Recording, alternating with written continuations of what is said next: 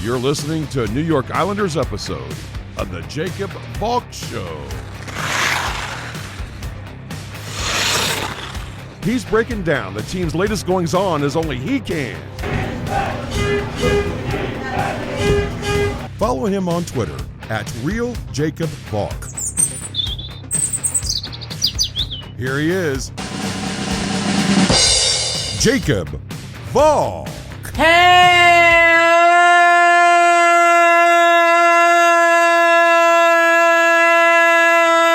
Islanders fans!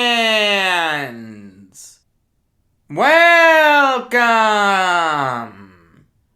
to another New York Islanders episode of the Jacob Valk Show. I am the Jacob Valk, except no imitation. Since I last spoke to you about the Islanders, which was 2 weeks ago, the Islanders have only played 2 games. They beat the Sabres on New Year's Eve 4-1. Then they beat the Oilers 3-2 on Saturday in overtime, their first ever overtime win at UBS Arena, and the first win that I saw them have live at UBS Arena. So, okay. It is good that they won those games. Doesn't matter how you win, just matters if you win. I don't care that they needed overtime to beat the Oilers. The Oilers are a solid team. And at the end of the day, if you give the Oilers a point, it doesn't impact the Islanders in the standings. So, they got 4 points in their last 2 games. They are now 5-2-3 in their last 10. They are now 4-0-1 in their last 5 home games. So, baby steps, I guess. The thing is, though, you've got a lot of teams to leapfrog. Games in hand are important, but at the end of the day, if those teams in front of you mount an insurmountable lead, it doesn't matter how many games in hand you have. While the Islanders are certainly playing better now than they've played recently, I still don't view this team as a playoff team. It's not impossible. They're 8 points behind the Bruins for the second wildcard spot. The third spot in the Met is out of reach. The Islanders are not catching the Rangers. The Rangers are 20 points ahead of them. They are not catching the Rangers.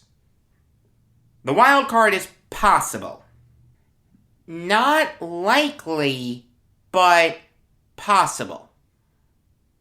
I mean, here's what's going to happen if and when the Islanders miss the playoffs. You're going to see a ton of people on Islanders Twitter saying, if this, that, and the other didn't happen, this team would have made the playoffs. Enough with the excuses, okay? I don't want to hear it. I don't want to hear any excuses. The Islanders had some built-in excuses on Saturday. No Nelson, no Palmieri, no Trotz, no Pollock. They still found a way to win. Why did they find a way to win? Because that is their job. You find a way to get the job done. You find a way to win games. The Islanders have dealt with a lot of adversity in the Barry Trotz era. They always find a way to persevere. I don't want to hear any excuses. I don't want to see anyone on Islanders Twitter say, if this, that, and the other didn't happen, this team would have been in the playoffs. No. That's not going to work for me. I mean, now Islanders Twitter is upset that this team is on another lengthy break. The Islanders were set to go out west to play the Kraken, Canucks, Oilers, and Flames. Those 4 games got postponed, so the Islanders' next game will be next Thursday at UBS against the Devils.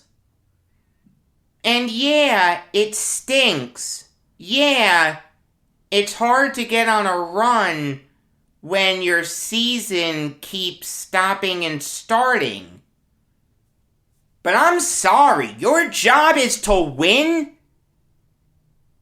You've got to find a way to do it. Like, if Barry Trotz, in an end-of-season press conference, or Lou Lamoriello, in an end-of-season press conference, listed a laundry list of excuses why this team missed the playoffs, I'd be furious. Yeah, it's unfair. Life isn't fair. You can get upset about it. I mean, I'm upset about it. Truthfully, this has been an impossible season for me to get into. All the stops and starts, the finagling of the schedule that's going to happen next month, the coronavirus outbreaks and restrictions. This has been an impossible season for me to get into. I'm not very invested in this season. I'll be honest with you. Do I want the Islanders to win? The answer is yes. Like, I watch their games. The thing is, though, I am so much more into the Nets this year, it's not even funny. Like, yes, the Nets are a million times better than the Islanders, but I'm more of a hockey fan than a basketball fan. Like, even last year, when the Nets were really good and the Islanders were struggling, I was into the Islanders season. It's just all these pauses make it impossible for me to get invested in the season. Am I still going to go to the games? Yeah. Am I still going to watch the games? Yeah, but I gotta tell you, I'm not as invested in the Islanders as I've been in previous seasons. Like, this is the first year in a long time that I am more invested in the Brooklyn Nets than I am the New York Islanders. And I'm sure that holds true to you. If you're a basketball fan, even if you're a Knicks fan, you've got to be more invested in the Knicks than you are the Islanders. I'd be stunned if you weren't. You can't ask fans to be into a season when it stops and starts. Forget being unfair to the players. It's unfair to the fans. Like, you've got Islanders fans really deluding themselves into thinking that they can do something special this year.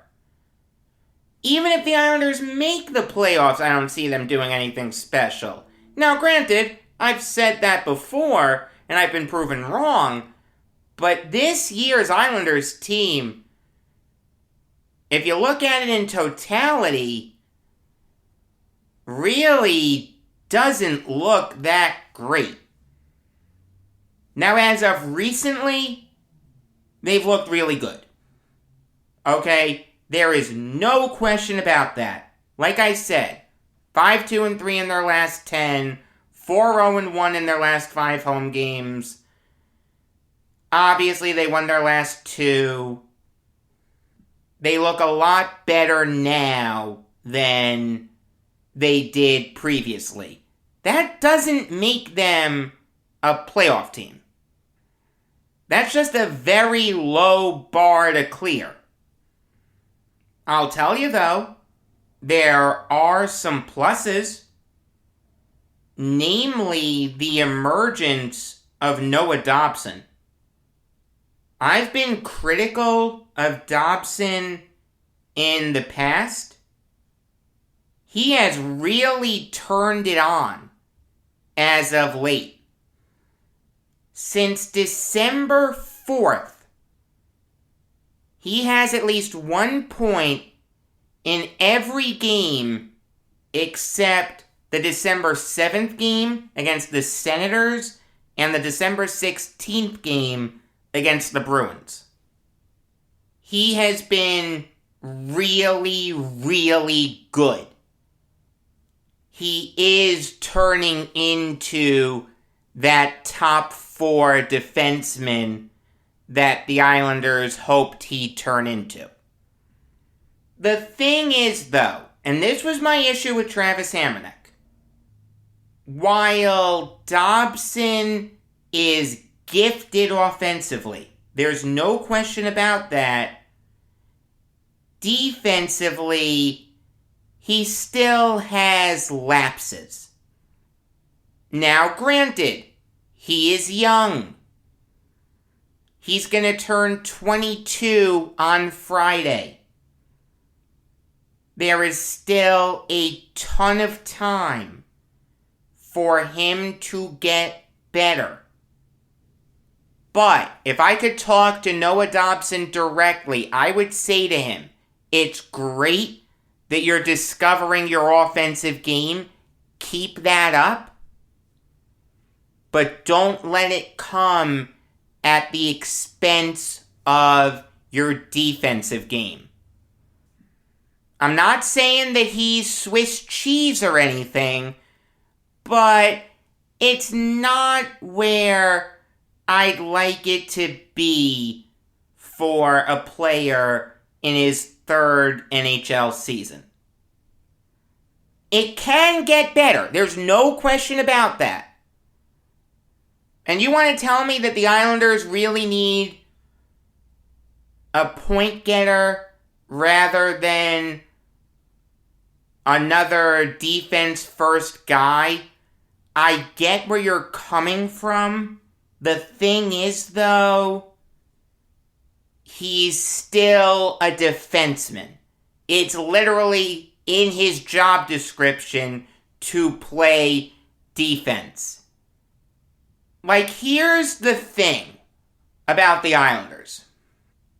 Who are their 2 best skaters? You can make the argument that it's Barzal and Dobson.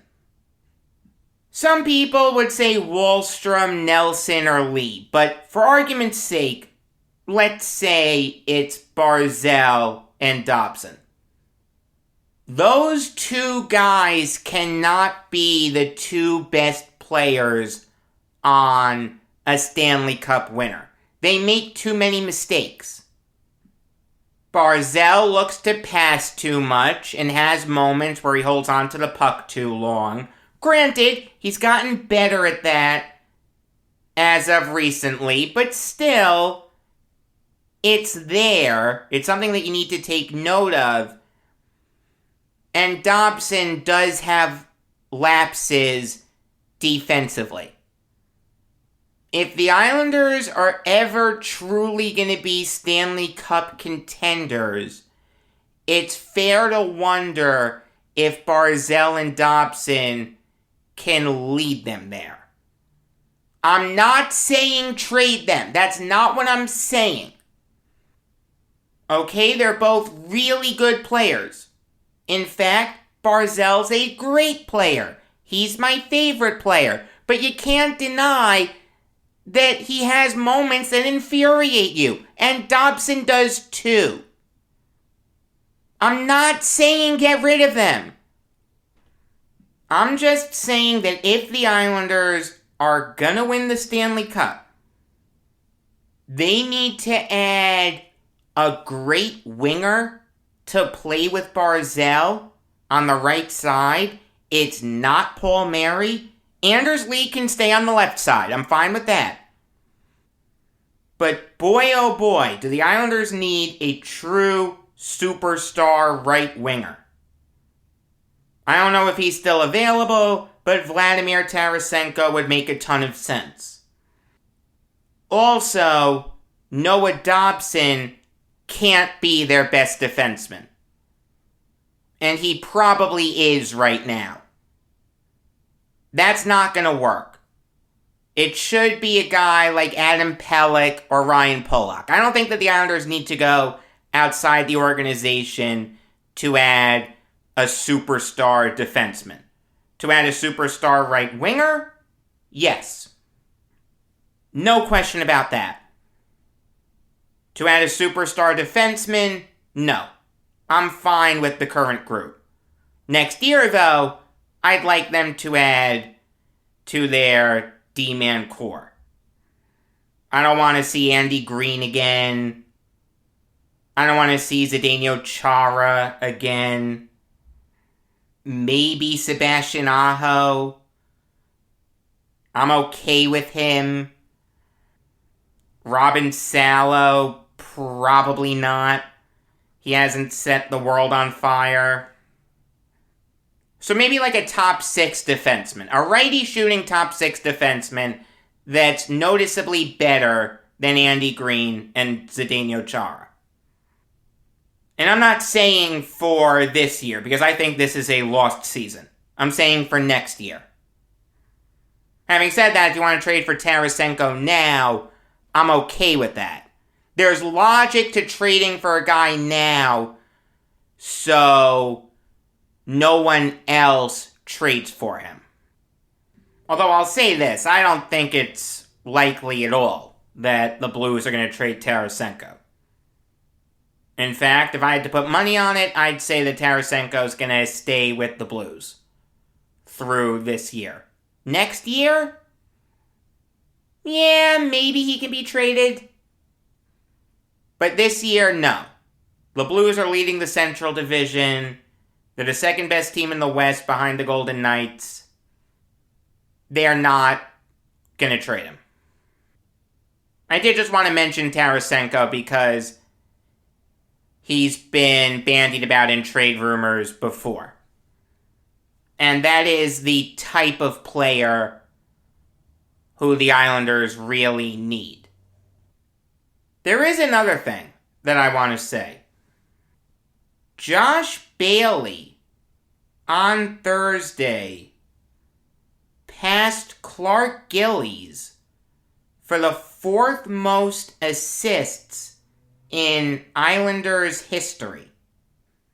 He has 360. He has 523 points in his career. That puts him 10th all time. 19 points behind Bob Bourne. He is the longest tenured Islander currently. He has been here since 2008. I remember watching him come up and thinking, along with every other Islanders fan, why on earth are the Islanders sticking with this guy? This guy has nothing, this guy's useless, this guy's a bust. The Islanders stuck with him, he made it through a bunch of coaches, and you know what? He's put together a nice career for himself. When he retires, he can look back at his career with pride. But I'm not bringing him up just to praise him. I saw people saying that this guy should be in the Islanders Hall of Fame. So let's talk about it. Should Josh Bailey be in the New York Islanders Hall of Fame? Just to give you a little bit of context, there have only been 3 seasons where the Islanders have inducted players into the Hall of Fame. In 2006, they put in Potvin, Bossy, Smith, Nystrom, Gillies, Arbor, Torrey, Trottier, and Bourne. So you don't need to have your number retired to be in the Islanders Hall of Fame, because 14 is still up for grabs. In 2011, the Islanders put in Ed Westfall, Ken Morrow, Pat Flatley, and Kenny Janssen. One player from each of their 4 decades. Before the pandemic, the Islanders put in John Tonelli and Butch Goring. That's it. Only 3 seasons, 15 guys. Does Josh Bailey deserve to be among those guys? We're not talking about retiring his number. That's a little more exclusive. That has Potvin, Gillies, Trottier, Bossy, Nystrom, Smith, Tonelli, and Goring. All Hall of Famers with the exception of Nystrom, who's Mr. Islander, Tonelli, who the Islanders waited way too long to honor. I understand that his time with the Islanders ended poorly, but the Islanders still should have mended fences a lot sooner than they did. Great job by Lamoriello. And Butch Goring, who some people think should be in the Hall of Fame, and you can include me in that group, but also has held almost every possible role for the Islanders. He was a player, he was a coach, he was rinkside as a broadcaster, now he's the color commentator. So it's pretty exclusive. No one wants Bailey up there. The Islanders Hall of Fame, that's less exclusive. I mean, all due respect to guys like Ed Westfall, Ken Morrow, and Kenny Janssen, but those guys probably aren't even in the top 20 of best Islanders all time. I mean, I'll say this. It's not inconceivable that down the line, we could see Bailey's name in the Islanders Hall of Fame. I don't hate it. Because I think this guy will be a lifetime Islander. He's going to keep climbing and climbing up all the record books. And you'll have to honor him. However, before you honor him, you've got to honor other people. You've got to honor Brent Suter. You've got to honor Pat LaFontaine, Derek King, Stephen Person. You can make the argument for a guy like Tomas Janssen. You can make the argument for a guy like Ziggy Palffy. Pierre Turgeon, I'd probably say no to because he was only here for 4 years. I've got to ding him for that. It wasn't his fault. He got traded, but still, only 4 years. And you know what? Quite honestly, you've got to put John Tavares in before you put Josh Bailey in. Think back to those Islanders teams. Who was better? The answer's Tavares. Come on. In fact, I'm not even sure if Bailey's had the better career. Okay, Bailey's made it deeper into the playoffs, but it's not like he's won anything. It's not like he ever got Hart Trophy votes. John Tavares got Hart Trophy votes 4 years with the Islanders. He finished third in Hart Trophy voting twice. He made 5 All-Star teams with the Islanders. Bailey has only made 1. Before you put Josh Bailey in the Islanders Hall of Fame, you've got to put John Tavares in. In fact, put Anders Lee in first. I'd be fine with Anders Lee going into the Islanders Hall of Fame. The captain for 2 of the best teams in Islanders history. Lifetime Islander. He's going to keep going up the leaderboards just like Bailey. I could see Lee in the Islanders Hall of Fame. Barzell will probably get there 25 years from now. I mean, we've got a lot of guys to induct before we put in Bailey.